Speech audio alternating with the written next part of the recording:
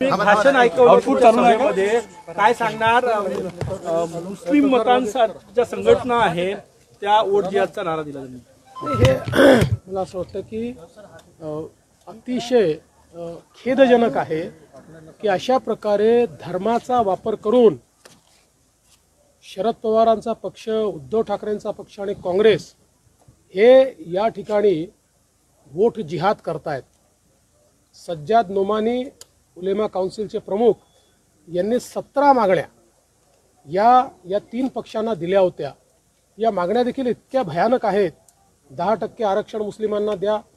2012 ते 2024 महाराष्ट्रात जेवढे दंगे झाले त्या दंग्यांमध्ये जेवढे मुस्लिम आरोपी आहेत त्यांच्यावरच्या केसेस सगळ्या परत घेऊन टाका, RSS वर बंदी लावा, अशा प्रकारच्या 17 मागण्या त्यांनी दिल्या आणि या पक्षांनी त्यांना बकायदा पत्र देऊन त्या मागण्या आम्ही मान्य करू असं या ठिकाणी सांगितलेलं आहे।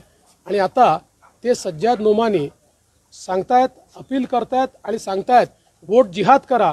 ते म्हणतात आमच्या वोट जिहादचे आला सिपसलार हे शरद पवार आहेत, आमचे सिपसलार हे उद्धव ठाकरे आहेत, नाना पटोले आहेत, राहुल गांधी आहेत। निवडणुकीमध्ये इतकं लांगुल चालन या देशाच्या इतिहासामध्ये आम्ही बघितलं नव्हतं। एक प्रकारे केवळ पोलरायझेशन करण्याकरता, अल्पसंख्याक मतं मिळवण्याकरता अशा प्रकारे जर या ठिकाणी हा विरोधी पक्ष महाविकास आघाडी काम करत असेल तर त्याच्या विरुद्ध आपल्याला निश्चितपणे सगळ्यांना एक व्हावंच लागेल। आणि मग जर तुम्हाला वाटतंय की मुठभर मतांवर तुम्ही निवडून येऊ शकता तर मग जे बहुसंख्य मतं आहेत त्या बहुसंख्य मतांना देखील पुनर्विचार करावा लागेल, एक यावं लागेल।